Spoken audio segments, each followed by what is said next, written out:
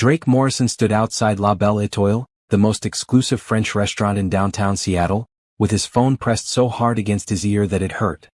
His 4-year-old daughter Melody clutched his other hand, her pink birthday dress catching the afternoon breeze, her lower lip trembling as she tried not to cry. "Please," Drake said into the phone, his voice cracking in a way he hadn't heard since he was a teenager. "I called 3 weeks ago. I confirmed yesterday. The reservation was under Morrison. Table for 2 at 6 o'clock. The hostess's voice came through cold and dismissive. "Sir, as I already explained, we have no record of your reservation. We're fully booked tonight. There's nothing I can do." Drake's chest tightened. This was supposed to be perfect. After the divorce, after Brittany got primary custody, after missing so many bedtimes and school events because of work, this birthday dinner was supposed to prove he could still be the father Melody deserved. He'd planned everything down to the minute. The reservation had been confirmed twice. "Daddy?" Melody's small voice cut through his panic. "Are we not having my special dinner?" Drake looked down at his daughter. She wore the pink dress he'd bought her last week, the one with the sparkles she'd been so excited about. Her curly hair was pulled into 2 puffs with matching pink ribbons. She'd been talking about this dinner for days, telling everyone at preschool that her daddy was taking her to the fanciest restaurant in the whole world. "Just one moment, princess," Drake said, forcing a smile that felt like broken glass. He tried another number. His assistant. "Jennifer, it's Drake. I need you to call La Belle Étoile right now and fix whatever happened with my reservation." "Mr. Morrison, I confirmed that reservation myself yesterday," Jennifer said, her confusion evident. "They acknowledged it. Table 12, 6 o'clock, window seat like you requested." "Well, they're saying they have no record of it now." "That's impossible. Let me call them right now." Drake waited, watching other families walk into the restaurant. A couple with twin boys around Melody's age. An older man with his granddaughter. Every person who walked through those glass doors felt like a knife in his gut. His phone rang. "Jennifer." "Mr. Morrison, I spoke with the manager. He says their system shows the reservation was canceled this morning at 9:42. "I didn't cancel anything. He says the cancellation came from a woman claiming to be your assistant." Jennifer paused. "Mr. Morrison, I think your ex-wife might have done this." Drake's blood went cold. "Brittany. Of course. She'd been furious when the custody agreement gave him Melody for her birthday this year. She'd sent him 12 text messages yesterday, each one more venomous than the last, telling him he'd ruined their daughter's special day just like he'd ruined their marriage. "Can they fit us in any way?" Drake asked, desperation creeping into his voice. "He says they're completely full. No exceptions." Drake looked down at Melody again. She was no longer trying not to cry. Silent tears rolled down her cheeks, and she rubbed at them with her small fists, smearing the light pink eyeshadow he'd carefully applied earlier because she wanted to look fancy like a princess. "Daddy, I want to go home," Melody whispered. Those words shattered something in Drake's chest. Oh. Back to his empty penthouse where he'd microwave chicken nuggets and watch her blow out candles on a grocery store cake while sitting on his leather couch. This was supposed to be different. This was supposed to be special. He'd built a technology company from nothing. Morrison Tech Innovations had made him a multimillionaire by 32. He'd closed deals with Fortune 500 companies. He'd been featured in business magazines. He had more money in his checking account than most people would see in a lifetime. And he couldn't get a table at a restaurant for his daughter's 4th birthday. Drake tried 3 more restaurants. Each one was somehow fully booked despite it being a Tuesday evening in September. He called in favors from business associates. He offered to pay triple. Nothing worked. By the time he'd exhausted every option he could think of, it was nearly 6:30. Melody had stopped crying and gone quiet, which was worse. She just stood there holding his hand, her sparkly dress seeming to lose its shine in the fading daylight. "I'm sorry, princess," Drake said, kneeling down to her level. "Daddy messed up. But we'll figure something else out, okay? We'll make it special, I promise." Melody nodded, but her eyes were hollow. She'd heard promises before. Promises about making it to her dance recital.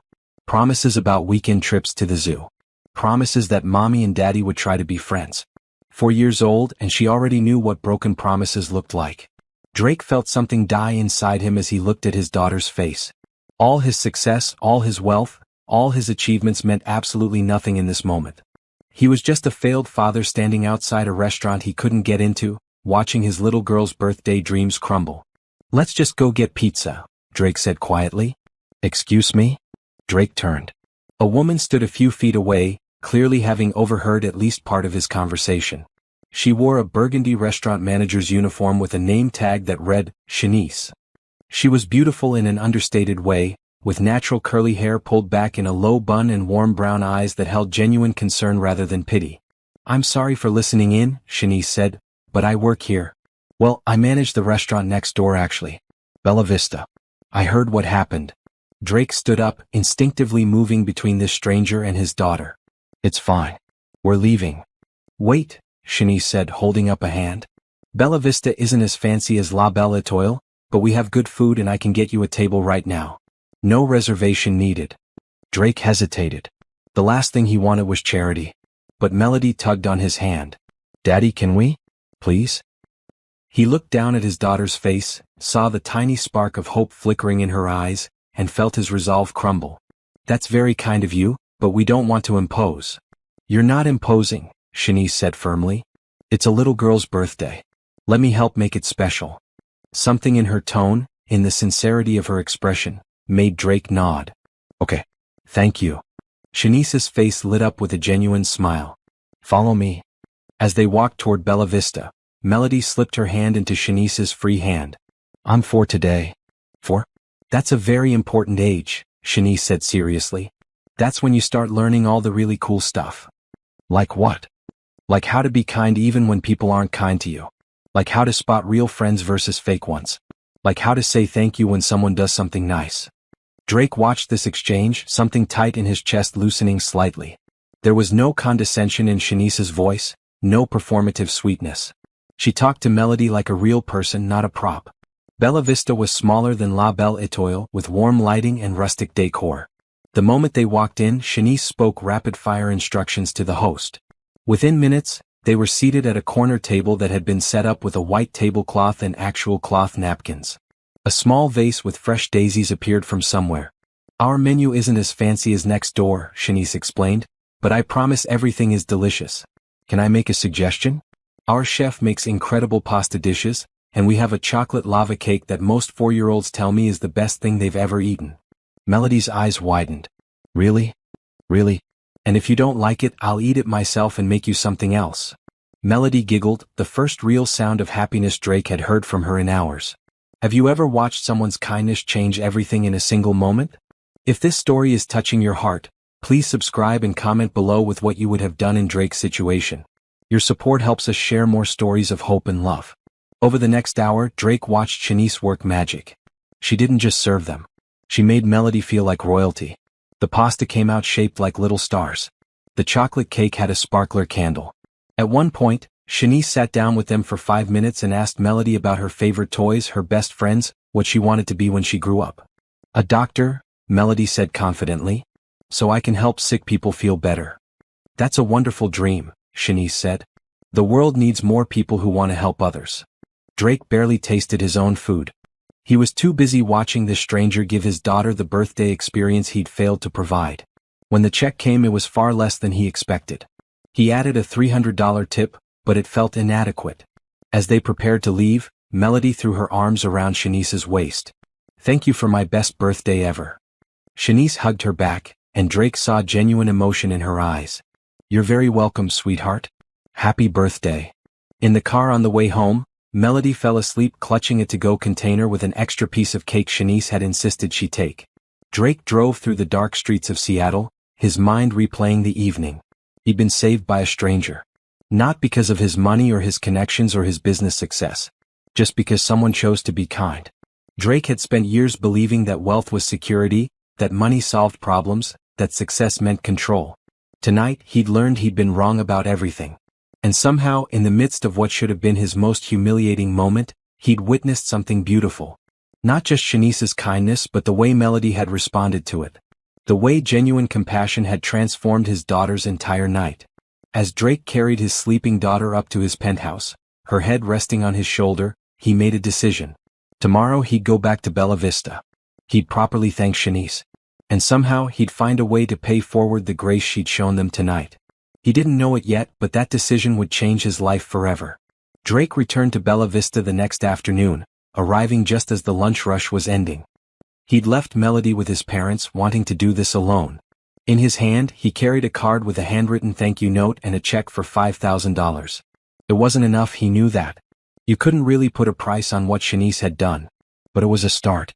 The host recognized him immediately. Mr. Morrison, welcome back. Are you dining with us today? Actually, I'm looking for Shanice, the manager who helped us yesterday. She's in the office doing paperwork. I'll let her know you're here. Drake waited by the host's stand, suddenly nervous in a way he hadn't felt since pitching his first investor. This was different from business. This was personal. Shanice emerged from a back hallway looking surprised to see him. Today she wore the same burgundy uniform, but her hair was down, falling in natural curls around her shoulders. She looked tired, like she'd been up too early or worked too late. Mr. Morrison, she said, professional but friendly. Is everything all right? Did Melody enjoy her cake? She loved it. She told everyone at preschool today about the magic restaurant, where the nice lady gave her the best birthday ever. Drake held out the card. I wanted to thank you properly. What you did last night, it meant everything to us. Shanice took the card, opened it, and her eyes widened when she saw the check. I can't accept this. Please, Drake said. You saved my daughter's birthday. You went above and beyond your job requirements. Let me show my appreciation. Shanice looked at the check for a long moment, then carefully took it out and tried to hand it back. Mr. Morrison, I appreciate the gesture, but I didn't do it for money. I did it because a little girl deserved a special birthday. Drake had expected this. Shanice had seemed like someone with pride, with principles. He respected that. But he also knew something she didn't. Can we sit down for a few minutes? Drake asked. Please? I promise I'm not trying to be insulting or weird. I just want to talk. Shanice hesitated, then nodded. All right. But just for a few minutes. I have the dinner prep to supervise. They sat at a corner table, the same one where Drake and Melody had eaten the night before. Up close, Drake could see the exhaustion in Shanice's face more clearly. The kind of tired that came from too many long days and not enough rest. Tell me about yourself, Drake said. If that's not too forward. Shanice smiled slightly. That's a broad question. Okay, more specific. How long have you worked here? 3 years. I started as a server, worked my way up to manager last year. Do you like it? Most days. Shanice's smile became more genuine. I like the people. The regulars who come in every week. The staff, they're like family. The work itself can be exhausting, but it's honest work. Family? Drake asked gently. At home, I mean. You mentioned being a manager. That's a lot of hours. Shanice's expression changed, becoming more guarded. I have a son. Terrence. He's 6. And before you ask, no, his father isn't in the picture. It's just the two of us. Drake nodded, not pushing. That must be hard. Single parenting and a demanding job. We manage. Shanice's tone suggested this topic was closed. They sat in silence for a moment.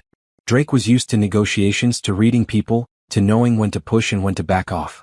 Every instinct told him that Shanice was struggling more than she wanted to admit. I run a tech company, Drake said. Morrison Tech Innovations.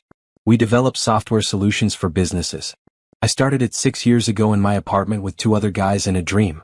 Now we have over 300 employees and offices in 4 cities. That's impressive, Shanice said, and she sounded like she meant it. Thank you. But last night, none of that mattered. All my success, all my money, all my connections couldn't get me a table at a restaurant. My ex-wife sabotaged my reservation because she wanted to hurt me, and she succeeded. I was standing there watching my daughter cry, feeling like the biggest failure in the world. Shanice's expression softened.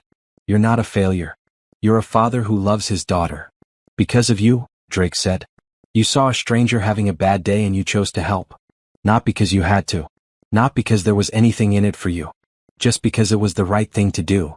That's what we're supposed to do for each other, Shanice said quietly. Help when we can. Drake leaned forward slightly. Here's what I learned last night. I learned that kindness matters more than money. But I also know that money can be a tool to enable more kindness. So I want to ask you something, and I need you to hear me out before you say no. Shanice's eyes narrowed slightly, cautious but listening. Let me help you, Drake said. Whatever you need.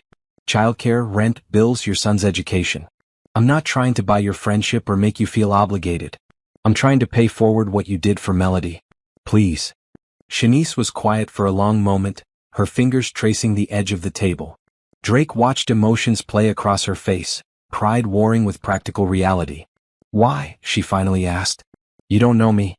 You don't owe me anything. Because last night you taught my daughter something I've been trying to teach her for months. You showed her that good people exist, that strangers can be kind, that the world isn't as cold as her mother tells her it is. Drake's voice caught slightly. That's worth more than any amount of money. But if money can make your life easier, if it can give your son opportunities, if it can take even a little stress off your shoulders, then please let me give it. Shanice's eyes were shiny now, tears threatening. I work 2 jobs. This one in a weekend shift at a hotel cleaning rooms. My apartment is in a neighborhood where I'm scared to let Terrence play outside. His school is underfunded and overcrowded. I'm 3 months behind on rent and my landlord is talking about eviction. The words tumbled out like a dam breaking. Every single day I'm terrified I'm failing my son the way my parents failed me. So yes, I need help. But accepting it feels like admitting I'm not strong enough to do this alone. Accepting help doesn't make you weak, Drake said gently. It makes you smart. And brave. You were strong enough to help me yesterday. Let me return that favor. Shanice wiped at her eyes with the back of her hand. I don't know what to say. Say yes, Drake urged. Please. Let me help with your rent. Let me set up an education fund for Terrence. Let me give you the breathing room to focus on being a mother instead of drowning in bills. The silence stretched between them. Drake could see Shanice fighting with herself, her pride battling her love for her son. Finally, she looked up at him, her voice barely above a whisper. Okay. Yes. And thank you. Thank you so much. Drake felt something loosen in his chest, a warmth spreading through him that had nothing to do with business success or financial gain. This was different. This was human connection. Can I take you and Terrence to dinner? Drake asked. Somewhere nice. I'd like to meet him properly, and Melody would love to make a new friend. Shanice smiled genuinely this time. He'd like that. He's always asking me when he gets to have a fancy dinner like the kids at his school talk about. How about Saturday? I'll pick you both up at 6. We'll be ready. As Drake left Bella Vista that afternoon, check still in Shanice's pocket, he felt lighter than he had in months. Not because he'd written a check, he did that often for charity, but because he'd connected with someone real, someone who'd reminded him what actually mattered in life. He didn't know it yet, but that afternoon had planted seeds that would grow into something neither of them expected. Saturday evening arrived with clear skies and a gentle breeze. Drake pulled up to the address Shanice had given him, a rundown apartment complex in South Seattle. The building looked like it hadn't seen maintenance in years. Graffiti covered the lower walls, several windows were cracked, and the parking lot was more potholes than pavement. Drake's chest tightened as he understood more fully what Shanice had been dealing with. This wasn't just tight finances. This was poverty, the kind that ground people down day after day. Shanice emerged from a ground-floor unit holding the hand of a small boy with bright eyes and a cautious expression. She wore a simple blue dress, nothing fancy, but she looked beautiful. Terrence wore khaki pants and a white button-up shirt that was slightly too big for him, probably handed down or bought with room to grow. Mr. Morrison, this is my son Terrence, Shanice said as they approached his car. Please call me Drake. He knelt down to Terrence's level. Hey buddy. I've heard a lot about you. Terrence looked at his mother, then back at Drake. Are you Melody's dad? I am. She's in the car. Want to say hi? Terrence nodded, his shyness starting to fade. When he saw Melody in the back seat, her face lit up. Hi. I'm Melody. I'm 4. How old are you? 6, Terrence said quietly. That's so old. Do you go to real school? Yeah. 1st grade. Wow. Drake caught Shanice's eye as they got into the car, and they shared a smile. The kids' innocent interaction felt like hope in motion. Drake had chosen a family-friendly steakhouse with great food but a relaxed atmosphere. Nothing too intimidating for the kids but nice enough to feel special. As they drove, Melody chattered nonstop about her preschool, her toys, her favorite TV shows. Terrence listened, occasionally answering her rapid-fire questions. Your daughter is very friendly, Shanice said quietly to Drake. She's never met a stranger, Drake replied. Sometimes I worry she's too trusting. But then I meet people like you and I realize maybe trust isn't such a bad thing. At the restaurant, they were seated at a round booth that fit all 4 of them. The kids immediately bonded over the coloring pages the server brought, their heads bent together as they compared crayon techniques. This is nice, Shanice said, relaxing slightly. I can't remember the last time we went somewhere like this. Tell me about Terrence, Drake said. What's he like? What does he love? Shanice's face softened the way all parents' faces do when talking about their children. He's smart. Really smart. He taught himself to read when he was 4 by watching educational videos at the library. He loves science, especially space. He wants to be an astronaut. That's a great dream. It is. But his school doesn't have a proper science program. They barely have books. He comes home every day and asks me questions I can't answer because I never finished college myself. Shanice's voice held frustration and sadness. He deserves better than what I can give him. You're giving him plenty, Drake said firmly. Love, stability, a mother who works herself to exhaustion to provide for him. That's not nothing, Shanice. But it's not enough for him to reach his dreams. Drake watched Terrence carefully color inside the lines of his spaceship picture, his tongue poking out slightly in concentration. An idea was forming, one that felt right in a way few things had recently. What if we changed that? Drake said. Shanice looked at him. What do you mean? I meant what I said. About helping. I want to set up an education fund for Terrence. Enough to cover private school tuition through high school then college. Whatever he needs to become an astronaut or a scientist or whatever he decides he wants to be. Shanice's eyes went wide. Drake, that's too much. That would be hundreds of thousands of dollars. And I have it. Let me do this, please. Consider it an investment in the future. Your son could change the world someday. Let's make sure he gets that chance. I don't understand why you're doing this, Shanice said, her voice trembling. We're strangers. You don't owe us anything. Maybe that's exactly why, Drake said. No obligation, no strings, just one human helping another. You showed me that kindness when you helped Melody. Now let me show it back. Shanice looked at her son, then at Melody, who was now explaining to Terrence about her favorite cartoon. When she turned back to Drake, tears streamed down her face. Yes, she said. Thank you. I accept. For Terrence. The dinner was wonderful. The kids ate their weight in bread rolls and chicken fingers. Shanice and Drake talked about everything from childhood memories to favorite movies to their hopes for their children. There was an ease between them that Drake hadn't felt with anyone since his divorce. As they drove back to Shanice's apartment, both kids dozed in the back seat. Drake pulled into the crumbling parking lot and turned off the engine. Can I ask you something? Shanice said quietly. Anything. Why did you and your ex-wife split up? Drake was quiet for a moment.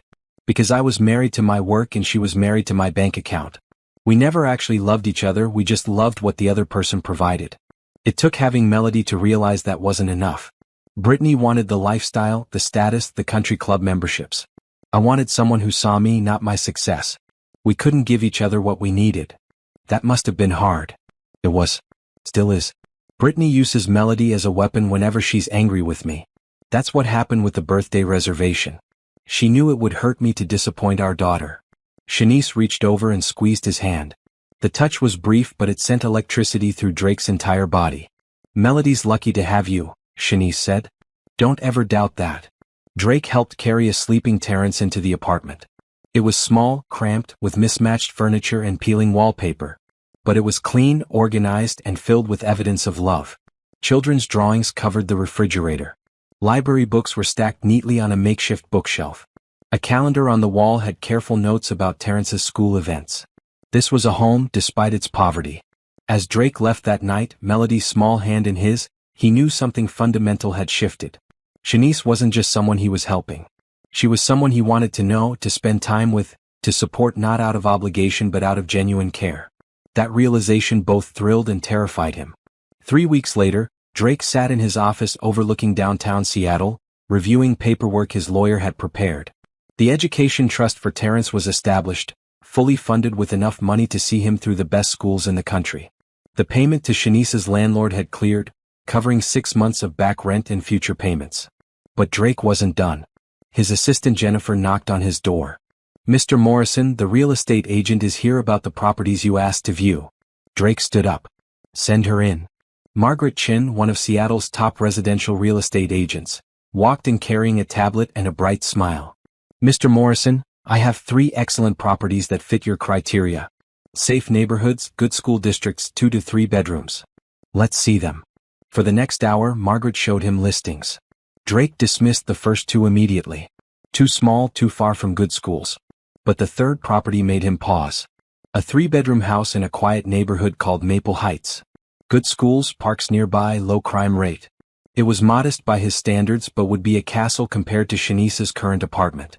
This one, Drake said. I want to buy it. Excellent choice. For your family? For a friend. Margaret's professional expression didn't falter. I'll start the paperwork. Drake knew he was taking a risk. Buying someone a house was beyond generous, it was life-changing. But every time he'd visited Shanice's apartment over the past few weeks, every time he'd seen Terrence doing homework at a kitchen table that wobbled, every time he'd heard Shanice mention being scared of the neighborhood, his resolve strengthened.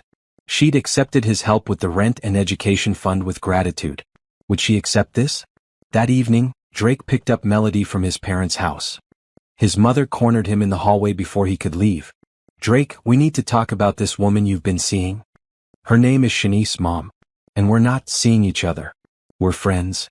His mother, Patricia Morrison, gave him the look she'd perfected over 40 years of motherhood.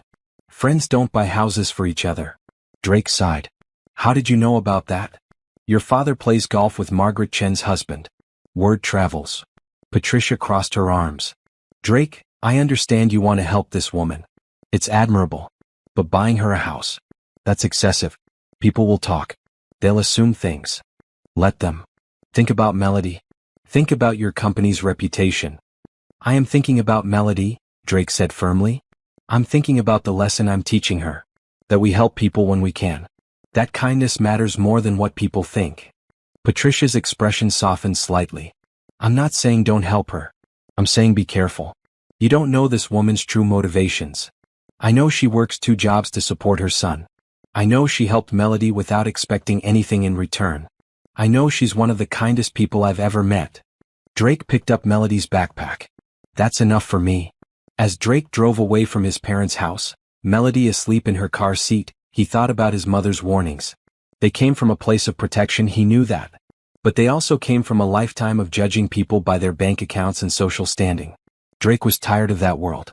The next Saturday, Drake invited Shanice and Terrence to his penthouse for lunch. It was the first time Shanice had seen where he lived, and her reaction was careful politeness rather than awe. This is beautiful, she said, looking out at the floor-to-ceiling windows with views of Puget Sound. It's too big for just me and Melody on weekends, Drake admitted. Feels empty most of the time. The kids ran off to play in Melody's room, leaving Drake and Shanice alone in the massive living room. Drake's heart was pounding. He'd closed million-dollar deals with less nervousness. I have something to show you, Drake said, pulling up the listing on his tablet. I bought a house. In Maple Heights. 3 bedrooms, updated kitchen, backyard for Terrence to play in. Safe neighborhood, great schools. Shanice looked at the photos, confusion on her face. That's wonderful, Drake. Are you moving? No. It's for you. The tablet almost slipped from Shanice's hands. What? I bought it for you and Terrence. I want you to have a real home. A safe place. A neighborhood where you don't have to worry. Shanice stood up abruptly, setting the tablet down. Drake, I can't accept a house. That's too much. Way too much. Why? Because we've only known each other a few weeks? Because it violates some unwritten rule about how much one person can help another. Because it makes me feel like a charity case, Shanice said, her voice rising. Because accepting money for rent is one thing, but a whole house? That's something else entirely. Drake stood too, moving closer. It's not charity. It's friendship. It's gratitude. It's me using the resources I have to improve the life of someone I care about. You care about me? Shanice's voice was softer now, uncertain. Yes, I do. These past few weeks, spending time with you, talking to you, watching our kids become friends, it's been the best part of my days. You make me want to be a better person, Shanice. Let me do this. Please. Shanice was crying now, silent tears tracking down her face. I don't know how to accept something like this. I don't know how to repay it. You don't repay it. You pay it forward. Someday, when Terrence is grown and successful, when you're stable and secure, you help someone else who needs it. That's how this works. Shanice looked at the tablet again, at the photos of the house with its safe yard and good schools. Drake could see the war happening inside her, pride versus practicality, independence versus her son's well-being. Okay, she finally whispered. Yes, I accept. For Terrence. And thank you. Thank you so much. Drake pulled her into a hug and Shanice collapsed against him, sobbing. All the stress, all the fear, all the years of struggling alone poured out of her. Drake held her, letting her cry, feeling his own eyes burn with emotion. When Shanice finally pulled back, she laughed through her tears. I'm sorry. That was probably inappropriate. It was perfect, Drake said honestly.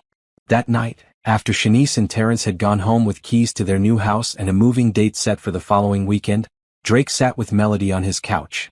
"Daddy, are Shanice and Terrence our family now?" Melody asked. "They're our friends, princess. But you help family. And you're helping them. So they must be family." Out of the mouths of children, Drake thought. Maybe they are, in a way. Melody smiled and snuggled closer. "Good. I like having a bigger family." Drake kissed the top of her head, his heart full in a way it hadn't been in years. Moving day arrived with unexpected sunshine. Drake had arranged for a full-service moving company, though there wasn't much to move from Shanice's old apartment. Most of her furniture was too worn to keep, so Drake had done something else. When Shanice walked into her new house on that bright Saturday morning, she found it fully furnished. Not with expensive designer pieces, but with comfortable, quality furniture that felt like home. A sturdy kitchen table where Terrence could do homework. A proper bed for both of them. A couch that didn't sag. Bookshelves waiting to be filled. Shanice stood in the living room and cried. Again. Drake was starting to recognize her different types of tears. These were good ones. "How did you know what to pick?" she asked, touching the soft fabric of the couch. "I paid attention," Drake said simply. "The colors you like, the style that fits you. I wanted it to feel like yours, not like something I imposed on you."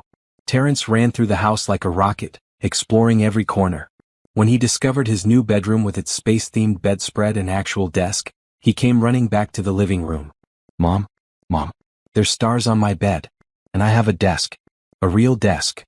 Shanice knelt down and hugged her son, her face buried in his shoulder. "I know, baby. Isn't it wonderful?" Melody, who'd been exploring with Terrence, bounced over to Drake. "Daddy, can we come here all the time now? Please?" Drake looked at Shanice over his daughter's head. "That's up to Shanice." "You're welcome anytime," Shanice said. "Both of you. Always." The next few weeks fell into a comfortable rhythm. Drake found himself making excuses to stop by Shanice's house. Dropping off books he thought Terrence would enjoy. Bringing over dinner when he knew Shanice had worked a long shift. Helping fix a leaky faucet that the previous owners had neglected. Shanice, for her part, started inviting Drake to things. Terrence's school events. A neighborhood barbecue. Grocery shopping, which somehow became fun when she was there to make jokes about overpriced organic vegetables. They weren't dating. Both of them were careful to maintain boundaries. But something was growing between them, something neither wanted to name yet but both felt. One evening, Drake arrived at Shanice's house to find her on the front porch, wrapped in a blanket, staring at the stars. Melody and Terrence were inside watching a movie. "Mind if I join you?" Drake asked. "Please." Shanice shifted over on the porch step. Drake sat down, close enough to feel her warmth. They were quiet for a moment, just existing in comfortable silence. "I've been thinking," Shanice said finally, "about dreams." "What about them?" "I had dreams once. Before I got pregnant, before I dropped out of college, before life got hard. I wanted to open a community center. A place where kids from rough neighborhoods could come after school. Get help with homework, play sports, have access to computers and books. Somewhere safe." "That's a beautiful dream." "It's a stupid dream," Shanice said bitterly. "Dreams like that cost money. Lots of money. And people like me don't get to dream that big." Drake turned to look at her profile, illuminated by the porch light. "What if I told you people like you are exactly who should dream that big?" "I'd say you're being naive. And I'd say you're being pessimistic." Drake touched her hand gently. "Tell me about it. This community center. What would it look like?" Shanice hesitated, then started talking. Slowly at first, then with growing passion. She described a building with bright classrooms, a gym, a library, a computer lab. Programs for tutoring, art, music, sports. Trained staff who actually cared about kids. A place that could change lives the way hers might have been changed if such a place had existed when she was young. Drake listened, mesmerized. This wasn't just a dream. It was a calling. "How much?" he asked when she finished. "What? How much would it cost? To start something like this?" Shanice laughed, but there was no humor in it. "I don't know. $500,000? $1 million? Like I said, it's stupid to even think about. What if I funded it?" The words hung in the air between them. Shanice turned to stare at him, her eyes wide in the dim light. "Drake, you can't be serious." "Why not? I have the money. You have the vision. Together we could make this happen. You've already done so much for me. Too much. I can't ask for more." "You're not asking. I'm offering." Drake shifted to face her fully. Shanice, these past few weeks have taught me something. Money is just paper and numbers and accounts. It doesn't mean anything unless you use it for something real. This community center, it would be real. It would change lives. Let me help you build it. Shanice's hands were shaking. I don't understand you. I don't understand why you keep doing this. Because you're the first person in years who's seen me as just Drake. Not Drake Morrison, tech millionaire. Not Drake Morrison, whose divorce was in the papers. Just Drake. A father trying to do right by his daughter. A person who needed help and received kindness. He took her hand fully now. Let me do the same for you. I don't want to feel like I'm using you. You're not. I promise you're not. If anything, you're giving me something I've needed for a long time. Purpose beyond profit margins and quarterly earnings. Shanice looked down at their joined hands. If we do this, I need to contribute too. I need to work for it, earn it somehow. I can't just take. Then work with me. We'll form a nonprofit. You'll run it. I'll provide the funding and business expertise. We'll build this together as partners. Partners? Shanice repeated, testing the word. Partners? Drake confirmed. She was quiet for a long moment, thinking. Then she squeezed his hand. Okay. Yes. Let's build a community center. Together. They sat on that porch for another hour, planning and dreaming. Somewhere in that conversation, their hands stayed joined. Somewhere in those plans, they both realized this wasn't just about charity anymore. This was about connection. About two people finding each other in unexpected circumstances and choosing to build something meaningful together. When Drake finally left that night, driving home with a sleeping Melody in the back seat, he felt more alive than he had in years. He'd built a successful company. He'd made millions. He'd achieved everything society said mattered. But none of it had felt as important as sitting on that porch with Shanice, holding her hand, planning a future that would help children neither of them had met yet. The next morning, Drake called his lawyer. By afternoon, the paperwork was started for the Right Community Center nonprofit. Drake didn't tell Shanice he'd named it after her. That would be a surprise for later. For now, he just wanted to keep building this thing between them, one conversation at a time, one shared dream at a time, one moment of connection at a time. He was falling, he realized. Slowly but surely falling for a woman who'd saved his daughter's birthday and then somehow saved him too. The weeks blurred into months. Drake and Shanice met twice a week to plan the community center, usually after the kids were in bed. These planning sessions always started professional but ended personal, with conversations that ranged from childhood memories to fears about parenting to favorite songs. Drake found himself looking forward to these evenings more than any business meeting. Watching Shanice's face light up as they reviewed architect drawings, hearing her laugh at his terrible jokes, sitting close enough to smell her perfume, these moments became the highlights of his life. Melody and Terrence were inseparable now. Drake had Melody on weekends and he always brought her to Shanice's house. The kids treated each other like siblings, arguing over toys one minute and fiercely defending each other the next. Terrence is my best friend in the whole world, Melody declared one Saturday morning. When I grow up, I'm going to marry him. Drake and Shanice exchanged amused glances across the kitchen table. That's sweet, princess, but you're 4. You might change your mind about that, Drake said. Nope. He's the best. He's nice and he shares and he doesn't pull my hair like the boys at school. Setting the bar high, I see, Shanice murmured, making Drake choke on his coffee from laughter. The community center was taking shape. They'd found the perfect location, a former warehouse in a neighborhood that desperately needed resources. Renovations were underway. Shanice had hired staff, all of them people who genuinely cared about helping kids. The grand opening was scheduled for 6 months away. Drake had never been prouder of something he'd built, even though this time he wasn't the one building it. He was just providing the tools. Shanice was the true architect of this dream. One evening in late November, they were reviewing budget reports in Shanice's living room. The kids were upstairs playing. Drake noticed Shanice rubbing her temples, stress evident in every line of her body. Hey, he said softly. Take a break. You're going to burn out. I'm fine. You're not. When's the last time you did something just for yourself? Shanice looked at him blankly. I don't know. Before Terrence was born, probably. That's 7 years. Shanice, you're allowed to have a life outside of being a mother and working. Says the man who admitted he works 70 hours a week. Touché. Drake set down his laptop. Okay, new rule. We both commit to doing one thing each week that's just for us. Not work, not kids, just something that brings us joy. Like what?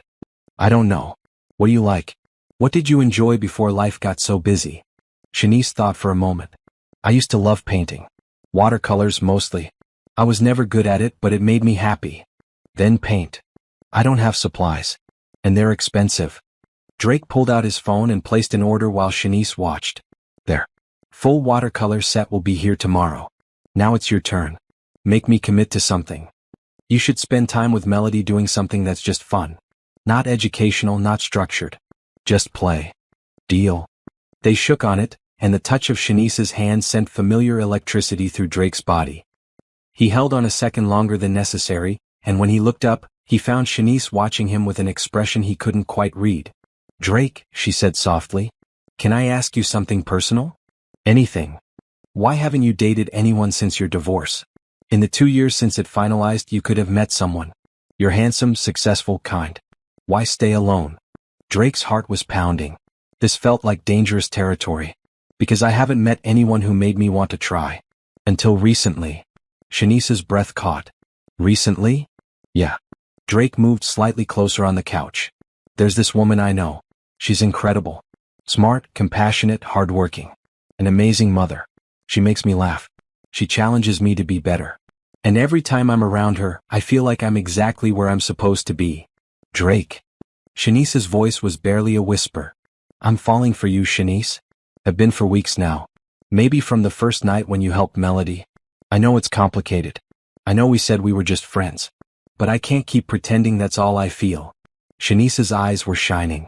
I'm scared. Of what? Of this being real. Of letting myself care about you and then having it fall apart. Of Terrence getting attached and then losing another person. Of being the gold digger everyone probably thinks I am.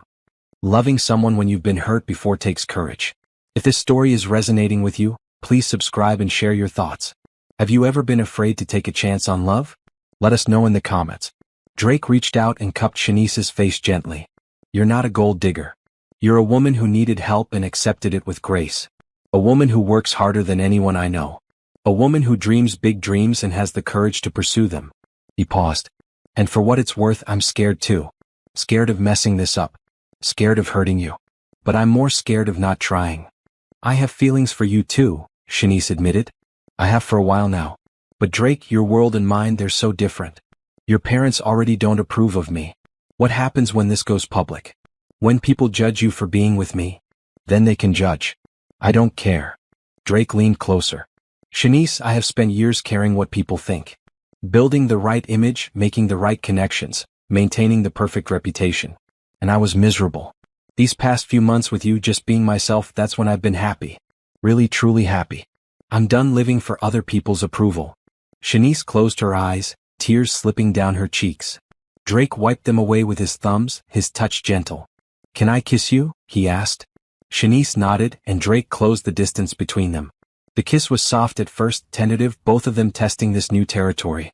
Then Shanice's hands came up to grip his shirt, and the kiss deepened, months of built-up emotion pouring into it. When they finally pulled apart, both breathing hard, Shanice laughed shakily. Well, that happened. Best thing that's happened to me in years, Drake said honestly. They heard footsteps thundering down the stairs. Drake and Shanice quickly separated, trying to compose themselves before Melody and Terrence burst into the room. Daddy? Shanice. We're hungry. Melody announced. Can we have pizza? Terrence added hopefully. Drake and Shanice looked at each other and burst out laughing, the tension breaking into something warm and comfortable.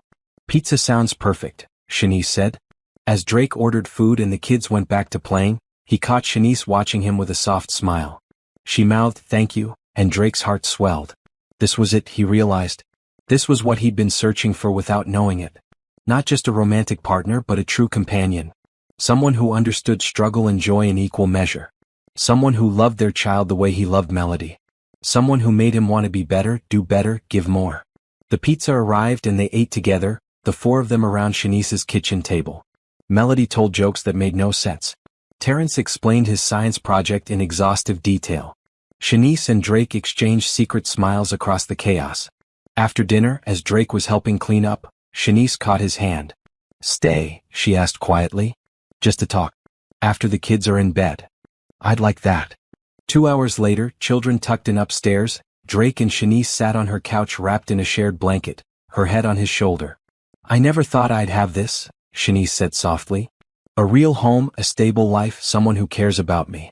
It feels like a dream. It's real, Drake promised. I'm real. This is real. Promise me something? Anything. Promise me you won't let your world change you. Don't let the money and the status and the expectations make you forget who you are right now in this moment.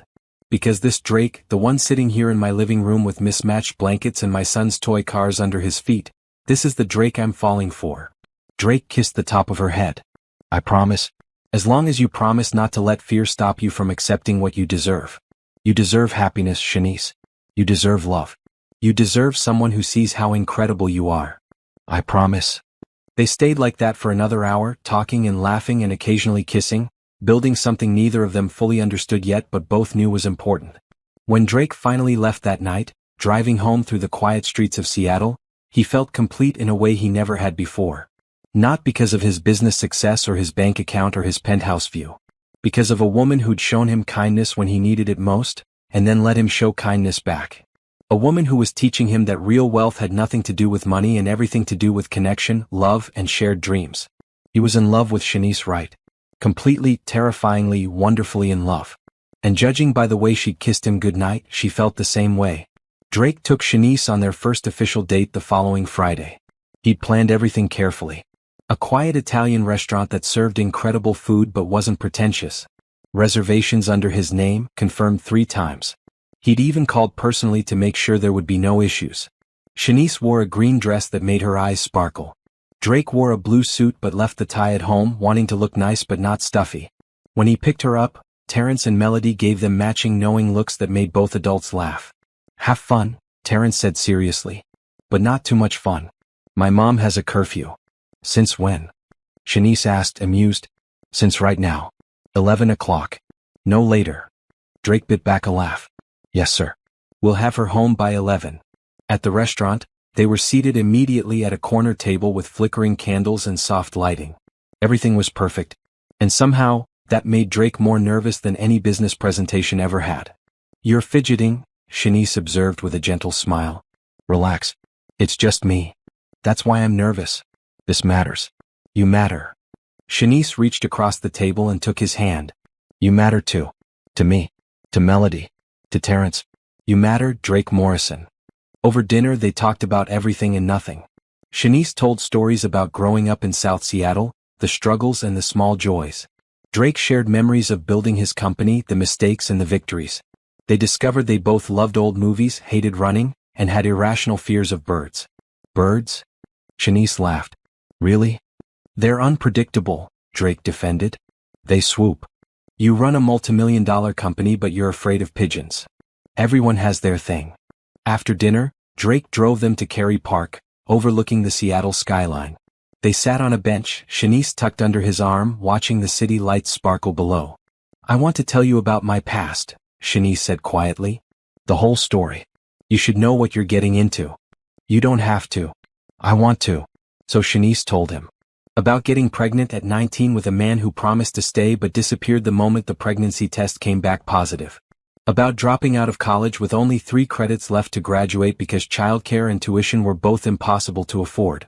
About her parents disowning her for throwing her life away. About years of struggling, working multiple jobs, barely keeping her head above water while trying to raise Terrence alone. There were nights I went to bed hungry so he could eat, Shanice said, her voice thick with emotion. Nights I cried myself to sleep wondering if I'd made a terrible mistake. If Terrence would have been better off if I'd given him up for adoption to a family who could provide more. But you didn't. I couldn't. He was mine. Is mine. And I loved him too much to let go even when I was drowning. Drake pulled her closer. That's not weakness, Shanice. That's the strongest thing I've ever heard. You survived. You did what you had to do. And look at Terrence. He's incredible. Smart, kind, curious. That's because of you.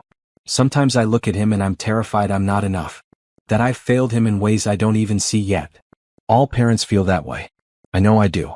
Every decision I make with Melody, I second guess it. Am I too strict? Too lenient? Am I messing her up? The fact that you worry about it means you care. That's what matters.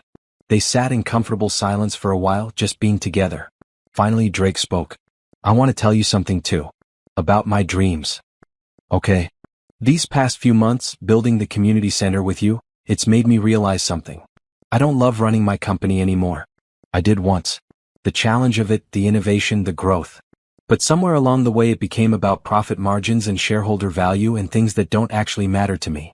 So what do you want instead? I want to do more of this. More projects like the community center. I want to use my resources and business skills to fund things that actually help people. I've been thinking about starting a foundation. The Morrison Foundation, maybe. Partner with organizations doing good work, provide funding and expertise, help scale their impact. Shanice turned to look at him, her eyes shining. Drake, that's wonderful. You'd be amazing at that. Would you help me? Not just with the community center, but with the foundation. Be my partner in figuring out where to invest, what projects to support. You see needs I don't. You understand communities I don't. Together we could do real good. You really want me as your partner? In everything, Drake said. Then he took a breath. Shanice, I'm in love with you. The words hung in the air between them, enormous and terrifying and true. Shanice's eyes filled with tears. Say it again. I'm in love with you. Completely. The way you care for Terrence, the way you dream big dreams, the way you make me laugh, the way you see the good in people. I love all of it. I love you. I love you too, Shanice whispered. I've been trying not to. Trying to protect myself. But I can't help it. I love you, Drake Morrison. They kissed under the stars, overlooking the city where they'd both built their lives in such different ways. When they finally pulled apart, both were smiling through tears. What now? Shanice asked. Now we figure it out together. One day at a time. What about your parents? Your business partners? The people in your world who think I'm not good enough. Then they don't get to be in my world anymore. You're not the one who needs to prove yourself, Shanice. They need to prove they're worth keeping around if they can't see how incredible you are. Shanice laughed, wiping at her tears. You're going to make me cry all my makeup off. Good. I prefer you without makeup anyway. You're beautiful exactly as you are. They stayed at the park for another hour, making plans and sharing dreams. When Drake finally drove Shanice home, pulling up to her house at exactly 10:55, Terrence was waiting on the porch with his arms crossed. 5 minutes early. Acceptable, Terrence announced. Drake saluted seriously. Thank you, sir. Inside, Melody was asleep on the couch with Shanice's neighbor who'd been watching both kids. After paying the babysitter and tucking Melody into the car, Drake stood with Shanice in her doorway. Thank you for tonight, she said. Thank you for saying yes. To the date. To helping with the foundation. To loving me back. Always, Shanice promised. Drake kissed her one more time, soft and sweet and full of promise. Then he drove home, his heart lighter than it had been in years. The next morning, Drake called a family meeting. His parents, his sister, even his ex-wife, everyone needed to know. At his penthouse that Sunday, facing his family, Drake made his announcement. I'm in a relationship with Shanice Wright. I love her. We're building a life together. If you can't support that, if you're going to judge her or make her feel less than, then you're choosing not to be part of my life. I won't allow anyone to hurt her or make her feel unwelcome. His father was the first to speak. Son, we're just concerned about appearances. What will people think? I don't care what people think. I care about being happy. And Shanice makes me happy. Melody adores her. She's a good person, a great mother, and the woman I love. That should be enough. His mother, Patricia, was quiet for a long moment. Then she sighed. You're right. I've been unfair to her, judging without knowing. If she makes you happy, truly happy, then I'll give her a real chance. It wasn't perfect acceptance, but it was a start. Brittany, his ex-wife, laughed bitterly. I hope she knows what she's getting into. Being with you isn't as easy as it looks. She knows exactly who I am, Drake said firmly. And she loves me anyway. That's more than you ever did. After everyone left, Drake sat with Melody on his couch. Are you okay with all this, princess? Me dating Shanice? Melody looked at him seriously. Daddy, Shanice makes you smile. Like really smile. And she's nice to me and she makes good snacks. I think she's perfect. Drake hugged his daughter close. Me too, princess. Me too. That evening he called Shanice. I told my family. About us. How did it go? My parents are coming around. My ex-wife is bitter, but that's her problem. My sister is happy for me. And Melody says you're perfect. Shanice laughed. I'm far from perfect. You're perfect for me. That's all that matters. I love you, Drake. I love you too. Always. As they talked into the night, Drake felt something settle in his chest. Peace. Contentment. The certainty that he was exactly where he belonged, with exactly the right person. The trouble started 3 weeks later. Drake was in a morning meeting when his assistant knocked urgently on his door, her face pale. "Mr. Morrison, you need to see this." She handed him a tablet showing a tabloid article. The headline made his blood run cold. Tech millionaire Drake Morrison's new romance. Gold digger or true love? The article was vicious. It detailed Shanice's past, her poverty, the fact that Drake had bought her a house and was funding the community center. Every act of generosity was twisted into evidence of manipulation. The article heavily implied that Shanice was using him for his money, that she trapped him with her calculated kindness. There were photos. Drake and Shanice at dinner at the park outside her house. Someone had been following them. Worse, there were quotes from anonymous sources. One claimed to be a former co-worker of Shanice's, saying she'd always talked about finding a rich man to take care of her. Another, supposedly a neighbor, said Shanice was always bringing different men around. All of it was lies. Obvious, malicious lies. But lies printed in a widely read publication. Drake's phone started ringing immediately. Business partners, investors, board members. All wanting to know about this scandal, all concerned about the company's image. His business partner Greg came to his office within the hour. "Drake, we need to talk damage control. This story is everywhere. The board is panicking. Stock prices are already dropping." "It's garbage," Drake said.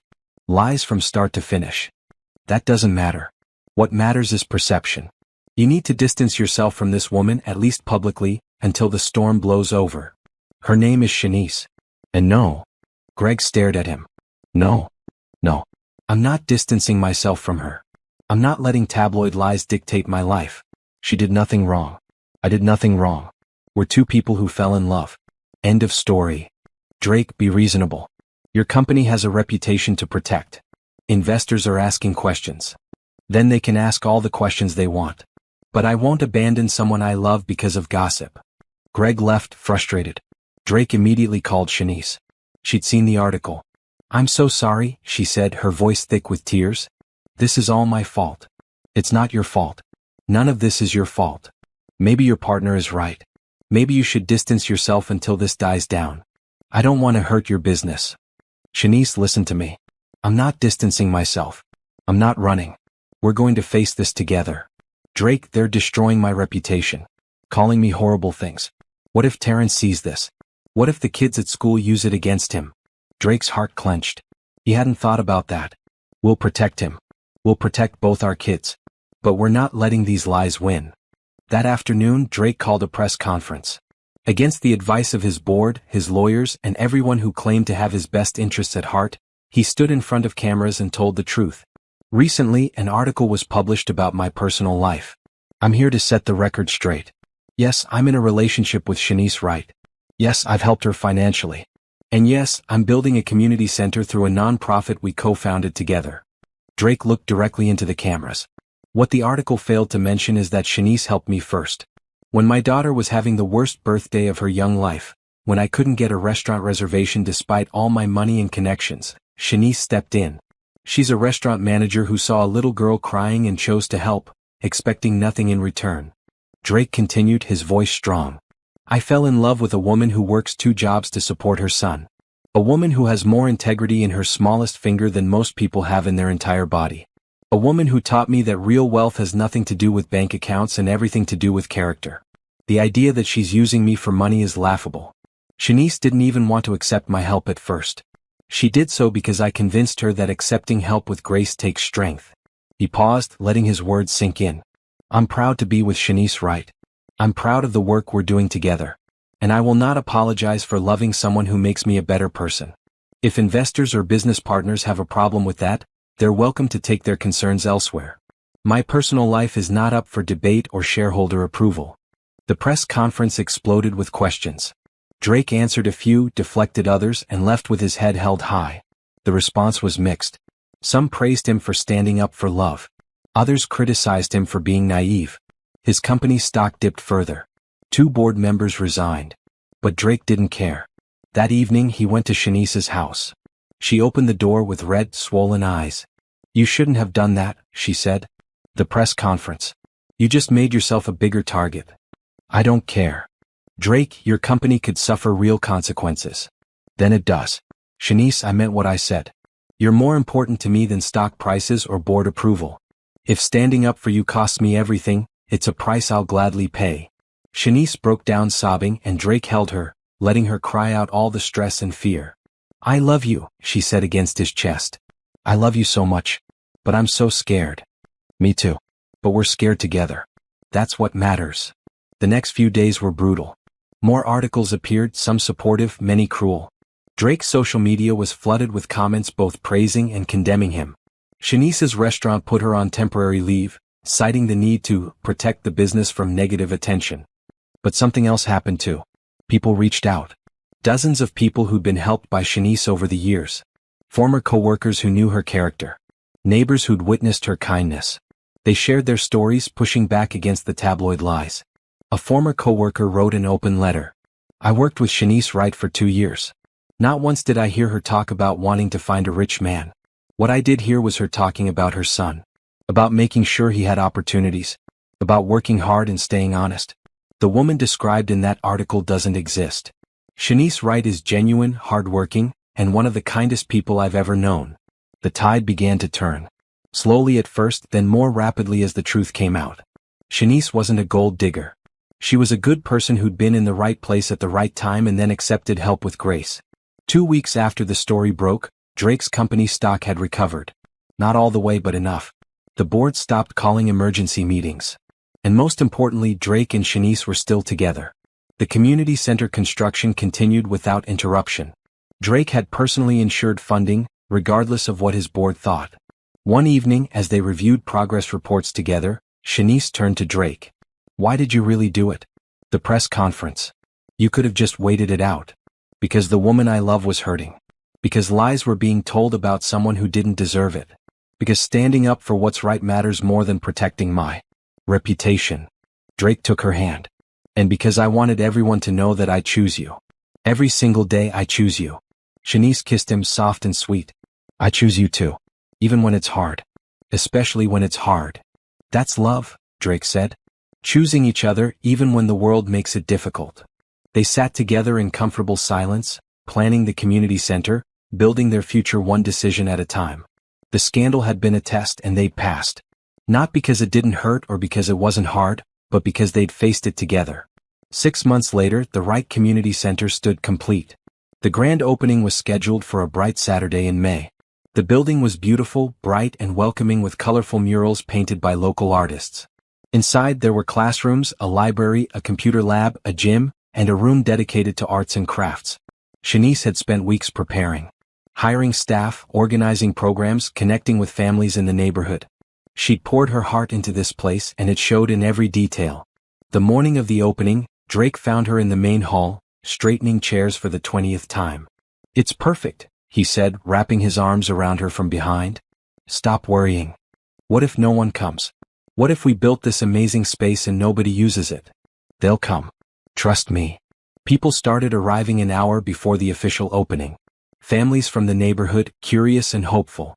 Local officials. Press, both journalists and photographers. Business leaders Drake had invited. And Shanice's former co-workers, neighbors and everyone who'd supported her through the tabloid scandal. Melody and Terrence, now 5 and 7 respectively, served as official greeters. Both wore matching blue shirts with Wright Community Center printed on them. They handed out brochures and gave impromptu tours with the enthusiasm only children could muster. This is the library. It has 1,000 books. And computers. And you can use them all for free. Terrence explained to anyone who would listen. My daddy and Terrence's mommy made this place because they love kids, Melody added. Especially kids who need help. Drake's parents attended, to his surprise. Patricia Morrison pulled Shanice aside before the ceremony began. I owe you an apology, Patricia said stiffly. I judged you without knowing you. I let my prejudices cloud my judgment. Watching you build this, seeing how much you care, I realize I was wrong. You're good for my son. You make him happy in a way I haven't seen in years. Shanice's eyes filled with tears. Thank you for saying that. It means more than you know. And this community center, what you're doing here, it's remarkable. You're remarkable. The ceremony began at 2 o'clock. Shanice stood at a podium in front of a crowd of over 200 people. Drake watched from the side, his heart swelling with pride. Thank you all for being here, Shanice began, her voice only slightly shaky. This community center was a dream I had for years but never thought I'd achieve. Dreams like this require resources and I didn't have them.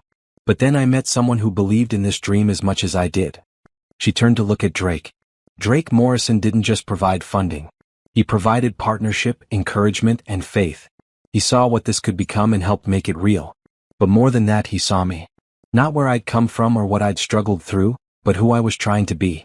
What we could build together. The crowd applauded. Drake felt his throat tighten with emotion. This center exists to help children who need it most, Shanice continued. Kids who need a safe place after school. Kids who need help with homework or access to technology. Kids who deserve the chance to dream big dreams, regardless of where they come from or how much money their families have. Every child who walks through these doors will be valued, supported, and given opportunities to thrive. More applause. Drake saw several people wiping their eyes. I'm excited to announce our programs, Shanice said. We'll offer free tutoring 5 days a week. Computer classes. Art and music programs. A reading circle every Saturday morning. Sports leagues. And all of it is completely free to families in this community. The applause was thunderous now. Drake saw hope on the faces in the crowd. Real, tangible hope. Shanice finished her speech and invited the mayor to say a few words. Then it was time for the ribbon cutting. Shanice stood with large scissors at a red ribbon stretched across the main entrance. Drake, Melody, and Terrence stood beside her. Ready? Shanice asked the kids. Ready? They chorused. Shanice cut the ribbon and the crowd erupted in cheers. The Wright Community Center was officially open. For the next 3 hours, people toured the building, signed up for programs, and expressed gratitude.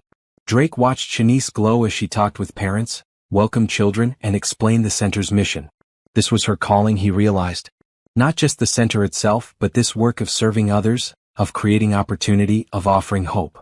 As the crowd began to thin, Drake pulled Shanice aside. Can you come outside for a minute? There's something I want to show you. Drake, I need to supervise the... It'll just take a minute. Please. Curious, Shanice followed him outside.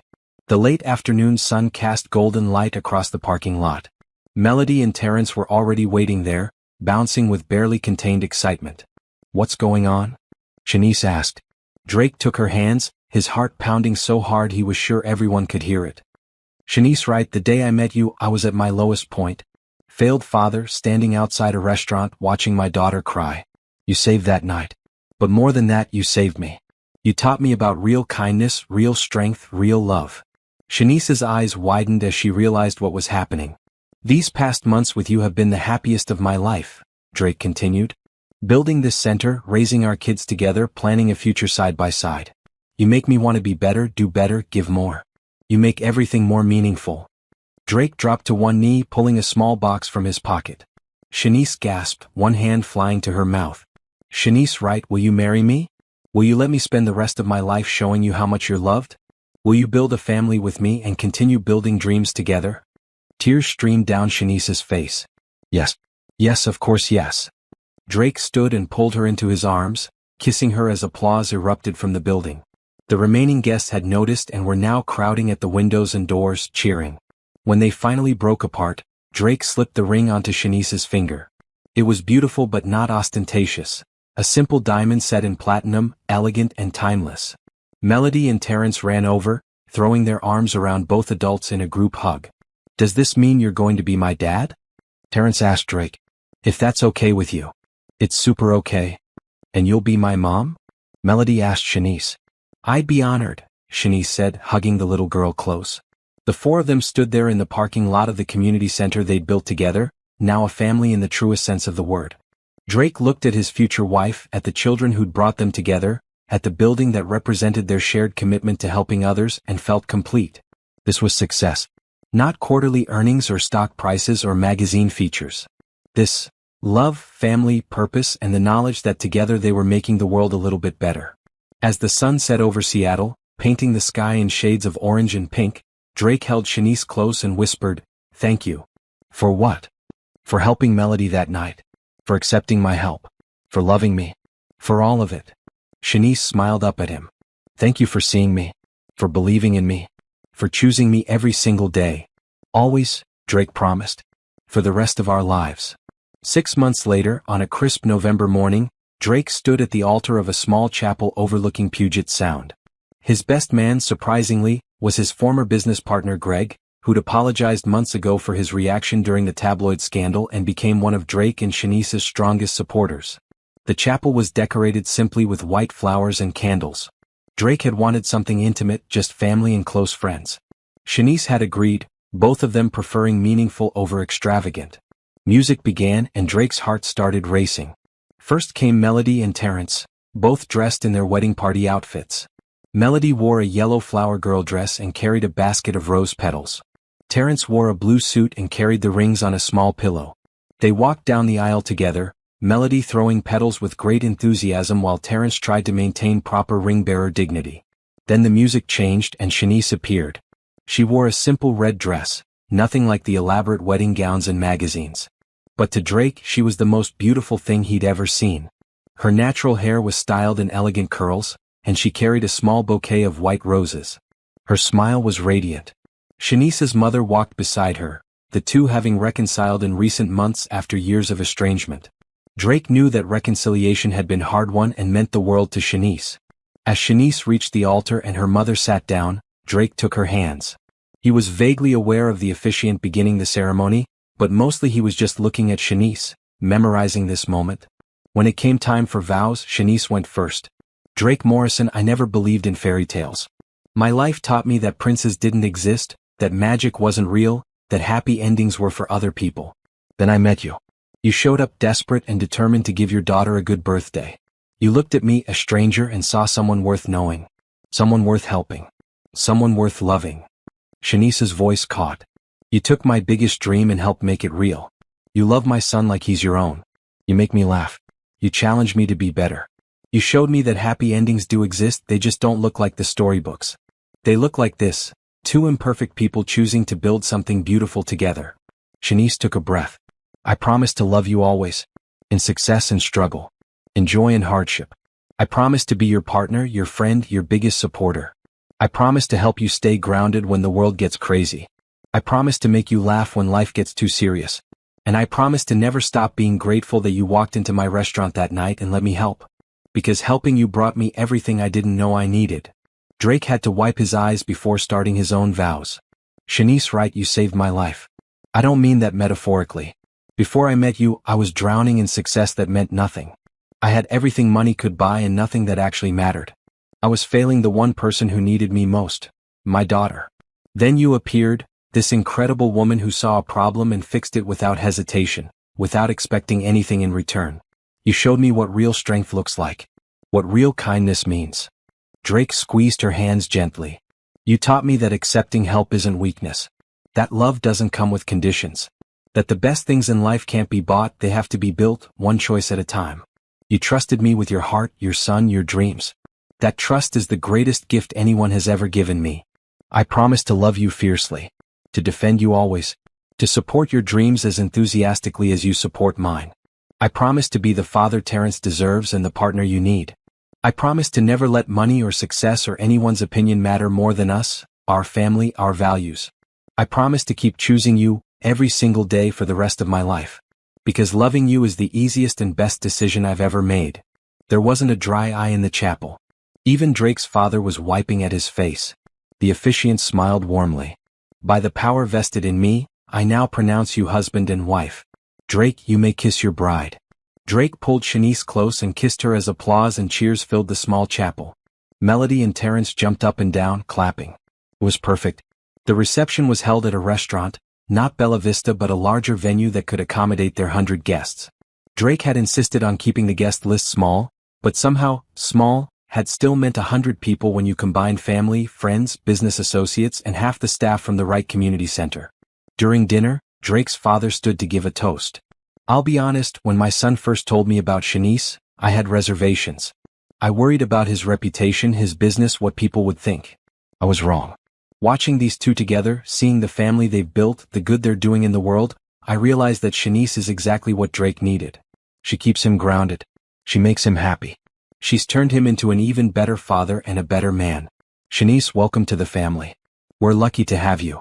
Patricia Morrison dabbed at her eyes as she raised her glass. To Drake and Shanice, may your love continue to inspire us all. Shanice's mother gave the next toast, her voice shaky with emotion. I made mistakes with my daughter. I let my pride and judgment create a distance between us. But Shanice never gave up on me. She kept reaching out, kept loving me even when I didn't deserve it. That's who she is. Someone who loves completely, who forgives generously, who believes in people. Drake, you're getting the best person I know. Take care of her heart. Always, Drake promised. The toasts continued, each one making both Drake and Shanice cry happy tears. Then it was time for their first dance. They'd chosen an old song, one about enduring love and standing by each other through everything. As they swayed together, Shanice whispered, "Is this real? Sometimes I still can't believe this is my life." It's real. We're real. This is our forever, starting today. I love you, Drake Morrison. I love you too, Shanice Morrison. Hearing her say his last name sent a thrill through Drake. She was his wife, his partner, his everything. After their dance, Melody and Terrence joined them on the dance floor, both kids laughing as Drake spun them around. Other guests joined in, and soon the floor was full of people celebrating love and family. Later in the evening, as things wound down, Drake found himself standing with Shanice on a balcony overlooking the city. She leaned against him, her head on his shoulder. "What are you thinking?" Drake asked. "I'm thinking about that night at La Belle Étoile. If your reservation hadn't been cancelled, if I hadn't overheard you, if I'd decided to mind my own business, none of this would have happened." Butterfly effect, Drake said. One small act of kindness changed everything. It really did. Shanice turned to face him. "Thank you for seeing me that night. For seeing past the uniform and the small restaurant and the obvious difference in our circumstances. Thank you for accepting my help and then helping me back. Thank you for loving not just me but Terrence too. Thank you for making all my dreams come true. You made my dreams come true too. I just didn't know what I was dreaming of until I met you." They kissed as the city lights sparkled below them, two people who'd found each other in the most unexpected way and built something beautiful. The next morning, Drake and Shanice left for their honeymoon, a week in Hawaii. The kids stayed with Drake's parents, who'd become devoted grandparents to both children. When they returned, they moved into a new house together. Not Drake's penthouse, which had always felt cold, and not Shanice's house, which was too small for their blended family. They bought a home in a quiet neighborhood, big enough for everyone but not ostentatious. A real family home with a yard for the kids and a porch where they could sit together in the evenings. The Wright Community Center thrived. Within 6 months of opening, over 300 children were enrolled in programs. Test scores improved. Kids gained confidence. Parents found resources and support. Shanice's vision was becoming reality. Drake scaled back his involvement with Morrison Tech Innovations, transitioning to an advisory role rather than day-to-day operations. He launched the Morrison Foundation, dedicating himself to funding projects like the community center. Shanice became his co-director, and together they began identifying needs and supporting solutions all over Seattle. 1 year after their wedding, Drake and Shanice stood in the community center for Melody's 5th birthday party. Unlike that first birthday, this one was full of friends. Kids from Melody's school, kids from the center, Terrence and his friends. The room buzzed with laughter and joy. "Happy birthday, princess," Drake said, hugging his daughter. "This is my best birthday ever," Melody declared. "Even better than the Magic Restaurant." "The Magic Restaurant was pretty special though," Drake said. "That's where I met Shanice." "That's where you met my mom," Melody corrected. "Because that's what she called Shanice now. Mom." Shanice joined them, wrapping her arms around both Drake and Melody. "What are you two talking about?" "How that restaurant was magic," Melody said. "Because it brought us all together." "It really was magic," Shanice agreed, kissing Drake softly. "The best kind of magic. The real kind." As the party continued around them, Drake looked at his wife, his children, the community center they'd built, and felt profound gratitude. Not for his money or his success or his business achievements, but for a canceled reservation, an overheard conversation, and a woman brave enough to offer help to a stranger. That single act of kindness had rippled outward, changing lives in ways neither of them could have predicted. Drake's life was better. Shanice's life was transformed. 2 children had gained parents who loved them unconditionally. A whole community had gained a resource that would serve families for generations. And it all started because one woman chose to be kind when she didn't have to be. "Thank you," Drake whispered to Shanice. "For what?" "For everything. For that first night. For accepting my help. For loving me. For building this life with me. For being you." Shanice smiled, That same warm smile that had first captured his attention in the parking lot of La Belle Étoile. Thank you for seeing me, for choosing me, for loving me exactly as I am. Always, Drake promised. Forever. And as Melody blew out her candles, surrounded by family and friends in a community center built on hope and love, Drake knew he'd found something more valuable than any amount of money could buy. He'd found home. Not a place but a person. A family. A purpose. He'd found everything that mattered. And it all started with a canceled reservation and a kind stranger who changed everything.